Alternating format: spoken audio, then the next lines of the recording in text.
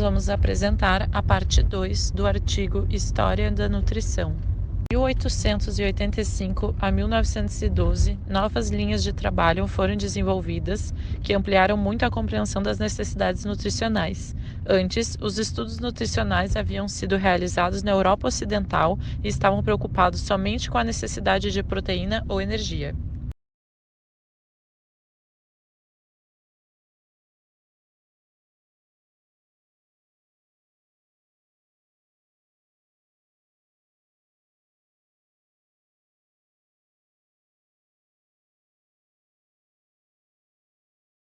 Continuação da pesquisa de proteínas. Atwater estudou os procedimentos de balanço de nitrogênio em uso no laboratório de Voigt. Voigt acreditava que pessoas com renda suficiente para escolher a sua dieta selecionaria instintivamente uma dieta contendo a quantidade de proteína necessária para se manter saudável e produtivo, o que tornou como seu padrão 118 gramas de proteína para um trabalhador alemão médio. Já Atwater estabeleceu seu padrão a 125 gramas de proteína para os trabalhadores americanos.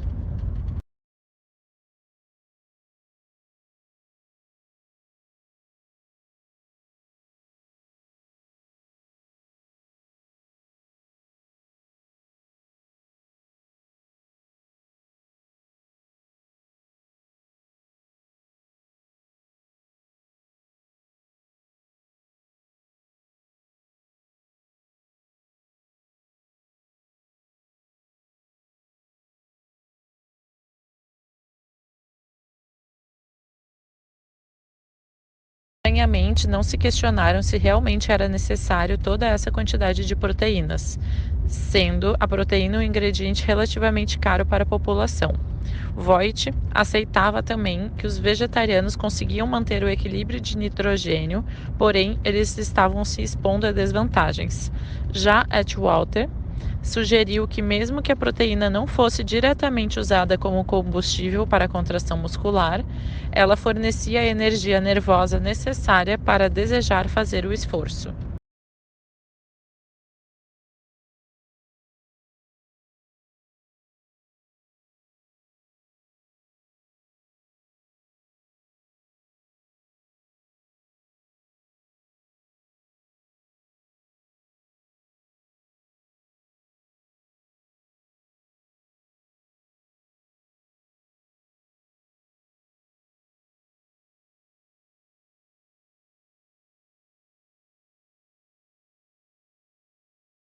Walter, em seu trabalho, analisava alimentos pelo sistema próximo, que é o nitrogênio, fibras cinzas, extrato etéreo, umidade e carboidrato por diferença. E ele usava esses valores para ensinar as pessoas com menor condição financeira como eles poderiam obter sua necessidade de proteína gastando menos. Isso fez com que as frutas e vegetais se tornaram luxos dispensáveis na dieta da população.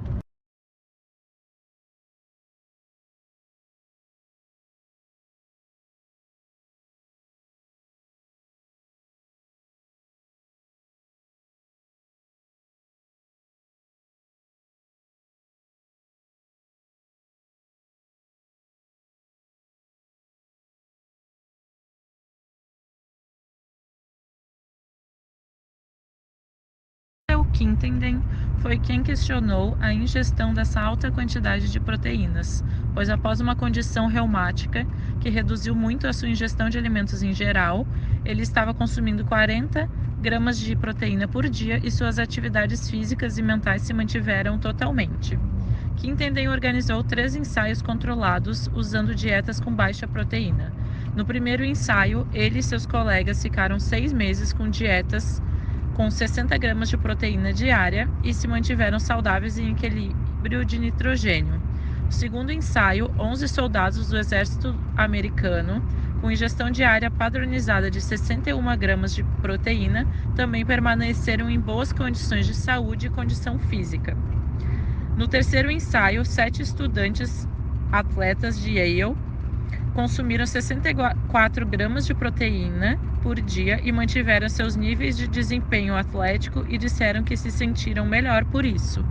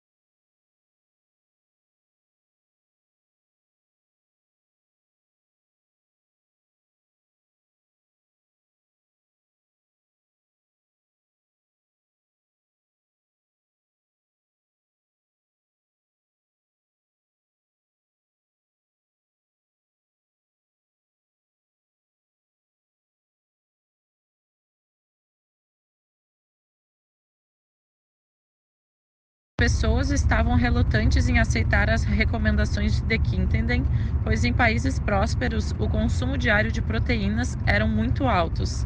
Em resposta, ele deduziu que as pessoas não ficaram ricas pois comiam mais proteínas, e sim comiam mais proteínas por terem condição de comprar. Estudos posteriores confirmaram as descobertas de Quintenden.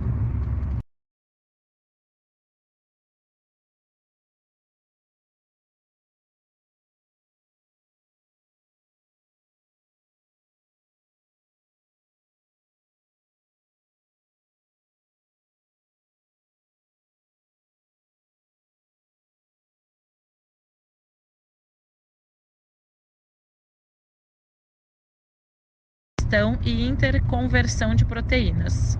Voigt et Walter e Quintenden haviam em seus escritos a suposição não declarada de que todas as proteínas eram de qualidade igual. Posteriormente, a hipótese de Mulder, que as proteínas tinham o mesmo radical e a mesma proporção de carbono, entrou em colapso.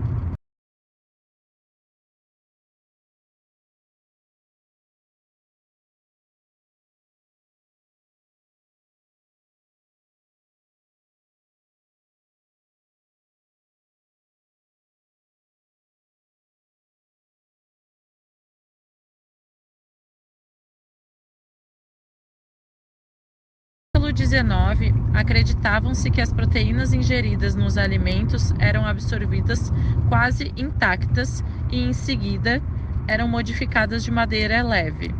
Outros estudantes de fisiologia mostraram a existência da pepsina, que converteu proteínas em derivados mais solúveis. Anos depois, descobriu-se que o pâncreas secreta tripsina, que decompõe ainda mais as proteínas com pepsina em produtos não coaguláveis, incluindo ainda a tirosina e a leucina. Esse assunto foi revisado por Greenstein e Winich.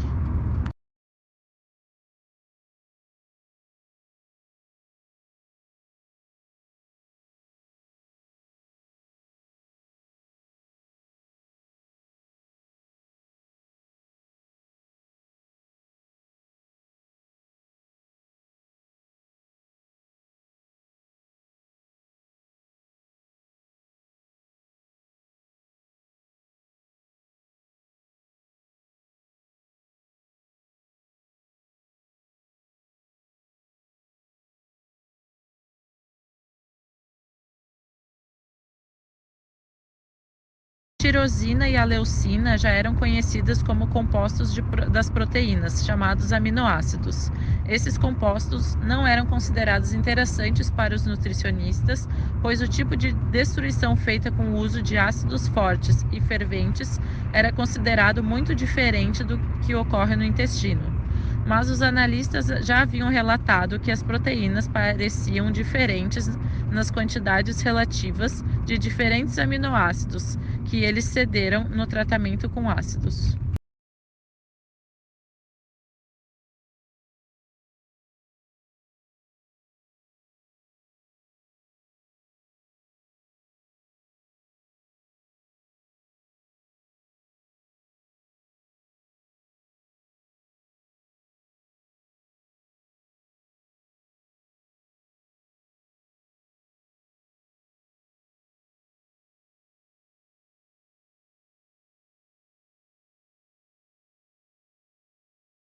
Em 1985, Kittenden acreditava que as proteínas que o corpo necessitavam eram absorvidas intactas e apenas o excesso estava sendo decomposto antes da eliminação.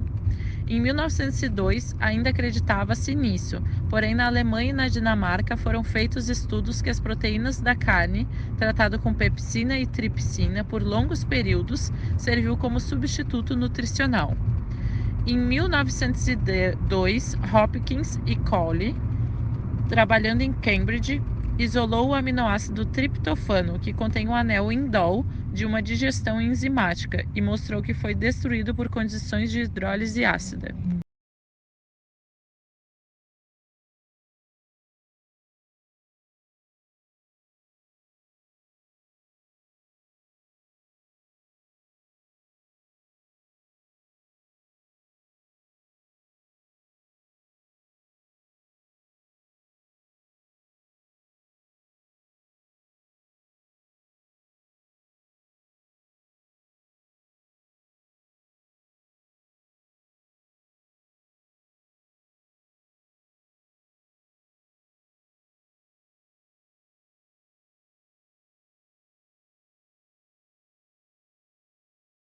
1906, Hopkins e outro colega relataram que camundongos recebendo Zen, que não contém triptofano como única fonte de proteína, sobreviveram somente se recebiam o suplemento de triptofano. Em 1909, descobriu-se que cães adultos poderiam permanecer em equilíbrio de nitrogênio se os ácidos hidrolisados de proteína que estavam recebendo fossem suplementados com triptofano. Os resultados ainda não provaram que o triptofano era usado para a síntese de proteínas, porque não houve crescimento, mas mostraram que esse composto tinha alguma função essencial.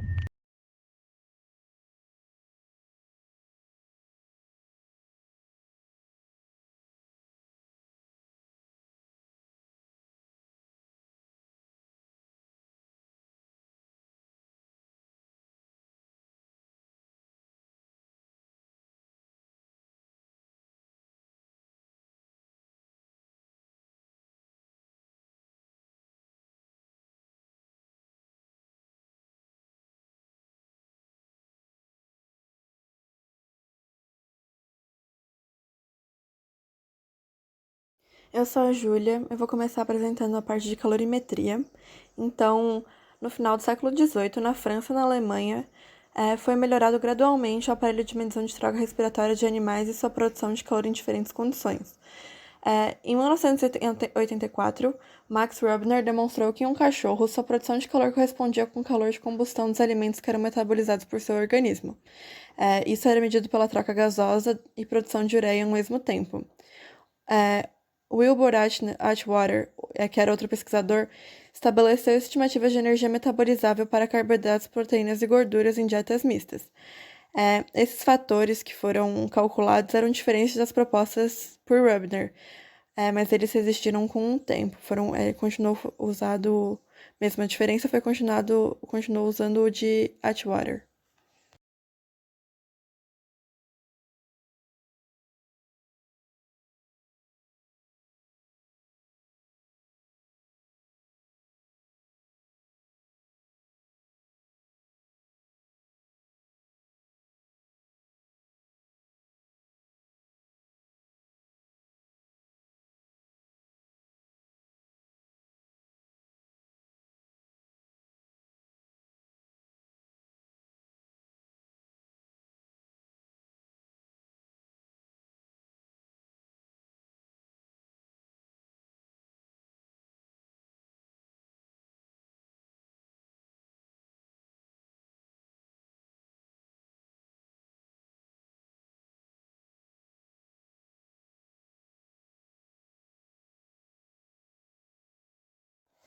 E Atwater, junto com seu grupo, construiu uma máquina para medir a produção de calor e confirmar se, pela combustão da mesma quantidade de nutrientes, a produção de calor pelo corpo era a mesma produzida fora do corpo, ou seja, in vitro, o que foi feito com uma precisão considerável. Então, por isso que as ideias dele, por mais que foram diferentes da do Rubner, continuaram sendo usadas. Além disso, foi feita uma considerável descoberta que também o etanol, em pequenas quantidades, serviria como uma fonte de energia útil. Isso foi controverso porque seus estudos eram feitos em uma universidade que era mantida pela Igreja Metodista, que era a favor da abstinência do álcool.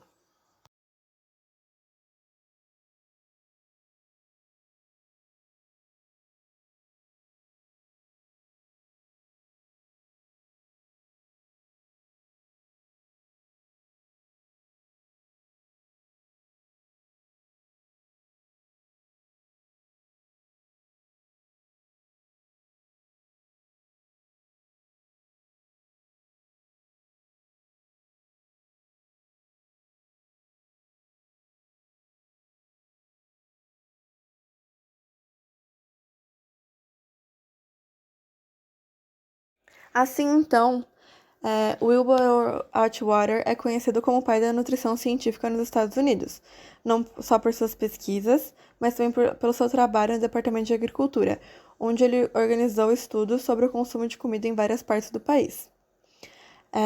Agora falando um pouco sobre a anemia, ela era um problema muito decorrente em mulheres ainda na adolescência. Em 1885, foi reconhecido que o sangue de um anêmico tinha uma quantidade diminuída de células sanguíneas, e uma queda de hemoglobina proporcional.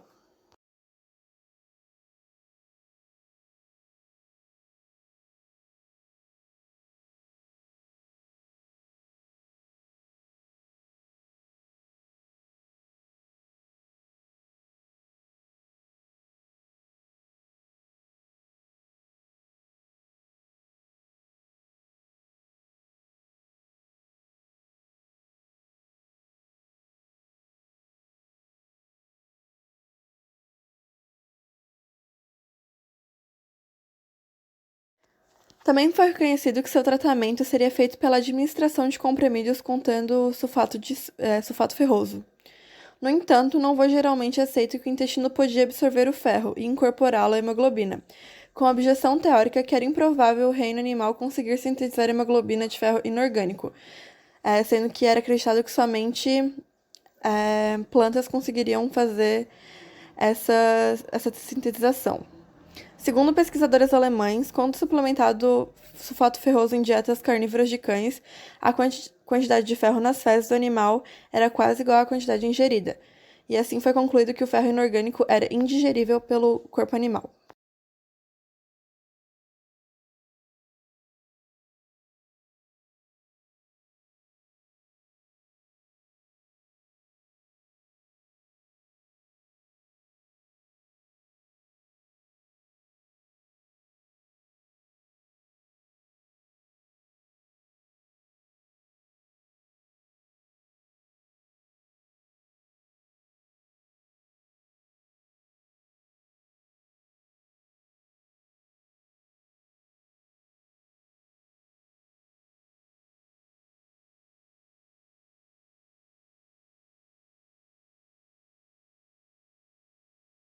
Seus argumentos eram de que o próprio corpo sofreu de uma ingestão que levava o ferro, tanto orgânico como inorgânico, não ser absorvido por ele.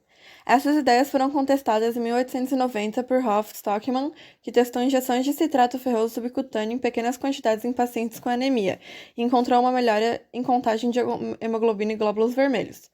Essa e outras pesquisas dele foram contrárias ao argumento que o próprio corpo sofria de dispepsia, ou seja, indigestão.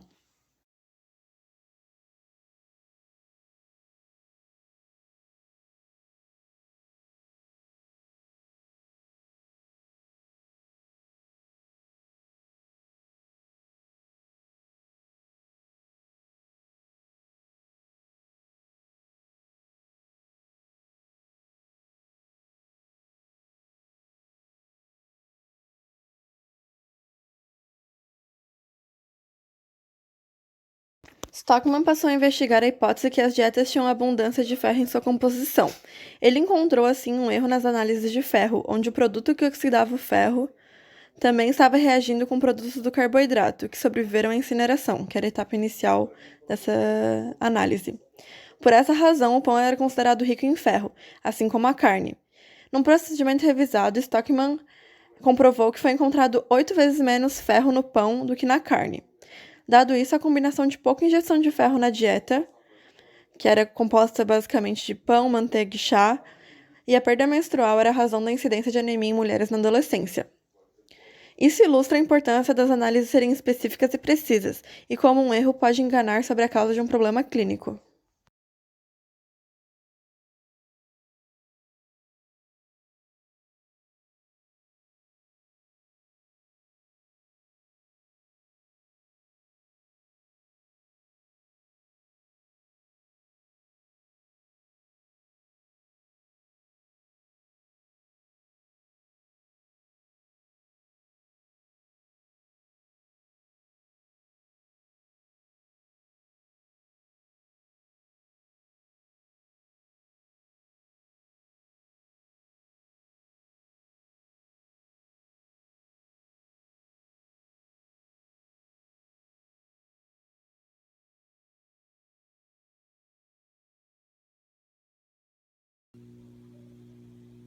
Em 1880, o Japão desenvolveu sua marinha de guerra usando navios europeus e práticas náuticas ocidentais.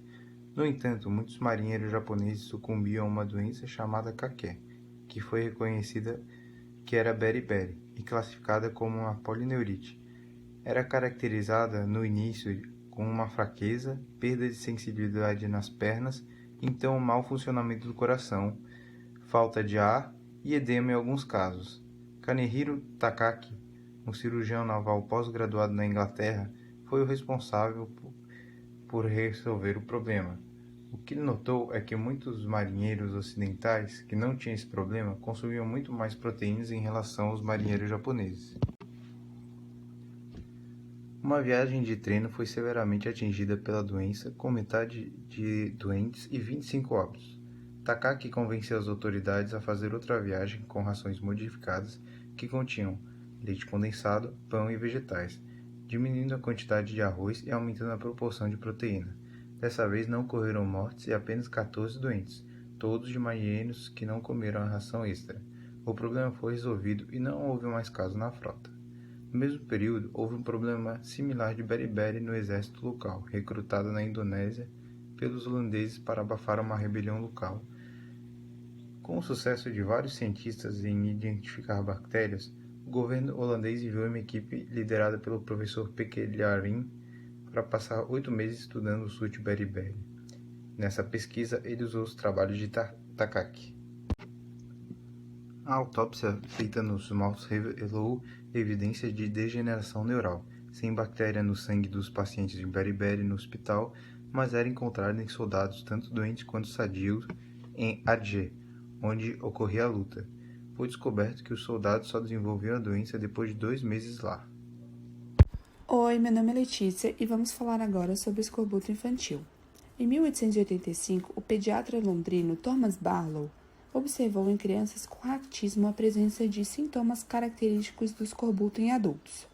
Exames identificaram efusão de sangue ao redor das extremidades dos ossos longos e a separação das costelas de suas cartilagens.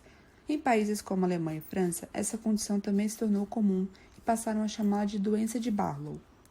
Com o aumento de casos da doença nos Estados Unidos, em 1897, a American Pediatric Society concluiu uma investigação de 356 casos em que a forma de alimentação das crianças era conhecida. Nessa pesquisa, foi concluído que a maioria das crianças foram alimentadas com leite de vaca esterilizado, condensado ou em pó, e somente 12 crianças receberam leite materno. Concluiu-se também que a mistura de suco de laranja com leite de vaca cru ou apenas leite cru auxiliava na recuperação dos doentes. Antes da descoberta do escorbuto infantil, a maior causa de mortes em crianças era a condição chamada diarreia de verão. Acreditava ser causada por infecção devido à contaminação bacteriana do leite trazido para as grandes cidades. Com isso, foi criado o programa que disponibilizava leite esterilizado para alimentar crianças. Em Paris e Berlim, estudiosos levantavam a hipótese de que o processo de aquecimento do leite resultava em mudanças em suas proteínas, tornando-as menos digeríveis, de modo que resíduos não digeríveis apodreciam no intestino grosso e causavam autointoxicação. Porém, essa ideia não recebeu o apoio da comunidade científica. Sobre o escorbuto em adultos, naquela época ocorreram casos da doença em viajantes de expedições ao Ártico, os quais relataram beber suco de limão todos os dias. Já os viajantes por terra permaneciam saudáveis, sem beber o suco de limão e se alimentavam de carne crua ou levemente cozida. Frederick Jackson, líder de uma expedição bem-sucedida, concluiu que, abre aspas, o uso do suco de limão não previne nem cura o escorbuto. É uma doença desenvolvida através da ingestão de alimentos contaminados. Fecha aspas. Frederick culpa especificamente a carne enlatada, substituta da tradicional carne salgada levada nas expedições. Suspeitava que, antes do enlatamento, a carne era deteriorada e as bactérias presentes produziam pitomaínas e outras toxinas que sobreviviam à autoclavagem, mesmo após a eliminação das bactérias. Jackson, junto ao professor de Química Fisiológica da Universidade de Londres, realizaram experimentos em macacos, alimentando-os com carnes enlatadas recém-abertas ou que foram deixadas abertas durante alguns dias. Nesses experimentos, todos os macacos, por não estarem aclimatizados com o ambiente, desenvolveram diarreia e morreram em 8 semanas. Foi observado que 5 dos 8 macacos alimentados com a carne deteriorada apresentavam gengivas esponjosas. Nenhuma mudança foi observada nos animais alimentados com carne enlatada fresca. Em 1902, Axel Roach, professor de bacteriologia e higiene, tentou criar um modelo de beriberi de navios, usando porcos da Índia. Ele os alimentou com grãos inteiros ou moídos e percebeu que eles morriam em cerca de um mês. Quando a carcaça foi aberta, ele notou hemorragias e dentes molares soltos. Theodor Froelich, pediatra especialista em escorbuto infantil, confirmou que se tratava de escorbuto e sem evidências de polineurite. Os dois confirmaram que a condição não foi produzida por inanição e que podiam ser evitados com suco de limão e repolho fresco. Eles também confirmaram que o leite perde seus atributos anti-escorbuto quando autoclavado e esterilizado. Esse trabalho foi muito importante por fornecer um modelo animal para o escorbuto analogamente ao da polineurite e beriberi em frangos, e por fornecer evidência de que a doença era uma deficiência em vez de uma intoxicação. O trabalho mais importante acerca dessa condição é o trabalho de Masamichi Mori, publicado em 1500, onde descreveu o caso da doença conhecida localmente como ICAN. Ele reconheceu que essa condição era semelhante à cegueira noturna e à xeroftalmina, no oeste. Ele descreveu que dietas de crianças desmamadas tinham falta de gordura e descreveu que o fígado de bacalhau era o tratamento mais eficaz. Óleo de oliva era inativa e o olho de enguia marinha tinha uma atividade intermediária. Então ele percebeu que o fígado de bacalhau era o mais absorvido dos três. Ele também considerou o leite animal como produtivo, mas crianças ainda mamando poderiam desenvolver a condição se as mães também apresentavam tal condição. Mesmo sabendo que a eficácia do fígado animal e o óleo do fígado de bacalhau como tratamento da cegueira noturna, muitos livros ainda não a recomendavam. Em 1815, um cirurgião alemão reportou sucesso ao alimentar pacientes com glândulas tireoides de origem animal e sugeriu que a hipertrofia das suas glândulas seja uma resposta por receber pouco de suas secreções.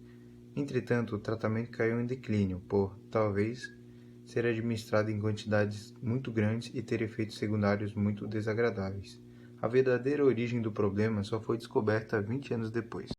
Cientista da agricultura famoso por desenvolver em 1890 um aparato conveniente para determinar o conteúdo de gordura no leite, era cético sobre a utilidade da determinação aproximada de outros componentes do leite para a qualidade nutricional dos alimentos e das rações. Ele supostamente irritou Atwater ao dizer que, se realmente acreditava no sistema, ele deveria recomendar o uso de esterco de vaca como sua análise aproximada, como ração para as vacas. Em Wisconsin, na sua aposentadoria oficial, ele foi sucedido como professor de agricultura química por Edwin Hart, e Babcock o desafiou a alimentar heifers de criação com um só tipo de cereal e comparar os resultados com uma dieta de cereais mistos. Hart concordou, e com um grupo de colegas usou 16 heifers e criou 3 rações, cada uma baseada inteiramente de milho, aveia ou produtos de trigo, e balanceando as proporções de grão moído, glúten e palha para obter o mesmo valor de energia e aproximar a análise. O teste começou em 1906 e continuou por 2 períodos de reprodução. Os heifers que tiveram uma dieta só de trigo rapidamente perderam suas condições e tiveram uma performance extremamente ruim, com nenhuma de suas crias sobrevivendo, e 2 vacas morrendo até o final do teste. Já as vacas que foram alimentadas com milho mantiveram as suas condições e tiveram suas crias saudáveis e fortes. Este teste foi caro e os autores anotaram na conclusão que não tinha uma boa explicação para os resultados. Entretanto, a longo prazo, isso provou muito produtivo, pois providenciou o ponto de partida para fazer da Universidade de Wisconsin o Centro Internacional de Pesquisa Nutricional. O homem recrutado por Hart para trabalhar no projeto de alimentação com grãos era um jovem químico, E.V. McCollum, que anteriormente tinha trabalhado com Mendel em Yale. No final do teste, Hart o designou para descobrir o que havia de errado com a dieta à base de trigo. McCollum sentiu que as quantidades fornecidas aos animais eram muito grandes para ele poder controlar a qualidade, e que assim ele deveria trabalhar com uma espécie menor e que teria um tempo de vida menor. Então, ele começou a trabalhar com os ratos. Então vamos falar sobre polineurite de frango. Optou-se por fazer esse estudo com galinhas pela facilidade de tu acessar o animal, de comprar, por ser um animal barato, e pela facilidade de abrigar e alimentar também. Então, inicialmente começou-se injetando o sangue infectado dos pacientes doentes dos hospitais, e aí, há alguns meses, notou-se que alguns animais começaram a desenvolver dificuldade de se locomover. Em paralelo, aves que não tinham sido contaminadas, que foram mantidas no mesmo complexo, também começaram a apresentar esse mesmo problema. Então, foi feita a autópsia dessas aves, e o resultado foi que elas estavam com presença de nervos degenerados. Então, isso encorajou o pesquisador a achar que havia, então, induzido uma condição comparável à doença humana. Então, a partir desse resultado da autópsia, ele concluiu de que era uma doença, que era uma variedade de polineurite periférica, né? Então ele passou a alimentar essas galinhas com sobras de arroz cozido e não cozido de hospitais. E descobriu que as galinhas que estavam se alimentando de arroz cozidos apresentavam fraqueza nas pernas no intervalo entre 3 e 8 semanas, e as que se alimentavam de arroz não cozido se mantinham saudáveis durante os 3 meses de ensaio. Então, a partir de literatura, ele viu que esse tipo de doença em humanos era causado por algum tipo de envenenamento. Então, ele concluiu que essa degeneração nervosa nas galinhas estava sendo causada por algum tipo de produção de toxina bacteriana que estava sendo produzida no trato intestinal desses animais. Só que com a mudança da dieta, por exemplo, a substituição do arroz branco pelo arroz integral, curava essas galinhas. Então ele descartou a ideia de que havia um agente patogênico nesse cenário. Então ele percebeu que todas as galinhas, quando apresentavam sintomas de polineurite, emagreciam, e ele decidiu mudar a dieta. Então, em vez de alimentar as galinhas com arroz, ele passou a alimentar as galinhas com amido e carne, né? 500 gramas de tapioca e 25 gramas de carne por dia, para que elas pudessem ganhar peso. Porém, depois de 4 semanas, elas voltavam a emagrecer e, consequentemente, a ficar doentes. Então, alguns trabalhadores do Malaysia Institute for Medical Research começaram seus próprios estudos e descobriram que a adição de extratos alcoólicos em arroz integral para uma dieta de arroz branco evitou o aparecimento da doença, enquanto que alimentá-las de arroz integral, do qual o extrato alcoólico foi retirado, induziu a doença. Depois de um tempo, foi descoberto ali na Alemanha que usaram pombos nos experimentos ao invés de galinhas, que dava no mesmo. Eles mostraram retração característica da cabeça quando deficientes. E aí foi amplamente aceito que a doença era restrita àqueles que tinham arroz branco como alimento básico, né? Então, essas descobertas podem ser explicadas apenas em termos de que o arroz branco é deficiente ao invés de tóxico, né? E concluiu-se, então, a partir de todos esses testes, que uma dieta mais variada, contendo outros itens que compensam a deficiência do arroz branco, evitaria o aparecimento da doença. Então, agora a gente vai ver o que o artigo traz sobre o raquitismo em crianças. Primeiramente, a gente tem que saber que o raquitismo em crianças ele é caracterizado pela calcificação dos ossos, com as pernas arqueadas ao caminhar e algumas deformidades nas costelas também. Então, assim, era um problema que estava sendo bastante comum nas grandes cidades da Europa Ocidental e nos Estados Unidos. E descartou-se a primeira hipótese de que poderia ser uma deficiência de ingestão de cálcio, porque naquelas áreas a concentração de cálcio nas águas que a população consumia é muito grande, né? Então, alguns testes mostraram que o fator em comum dessas crianças que estavam apresentando raquitismo era que a amamentação estava sendo substituída por leite desnatado ou alimentos artificiais que eram ricos em amidos, mas que continham muito menos gorduras e nutrientes que o leite materno, né? Em paralelo, outros estudos também diziam que, na verdade, a ausência de boa luz solar, que era bloqueada pela fumaça industrial, também favorecia o aparecimento da doença. Então, tanto que um médico japonês ficou surpreso com a ausência completa de raquitismo naquela região. E aí ele organizou uma pesquisa que trouxe esses 2 testes, e aí, juntando o trabalho desses 2 autores, a gente podia concluir-se, então, de que a doença ela aparecia no encontro de 2 condições: um substituto inadequado para o leite materno e a luz solar ilimitada. Mais tarde, essas ideias foram submetidas, claro, a modelos com testes em animais, mas já houve evidência suficiente de como essa doença poderia ser evitada, né?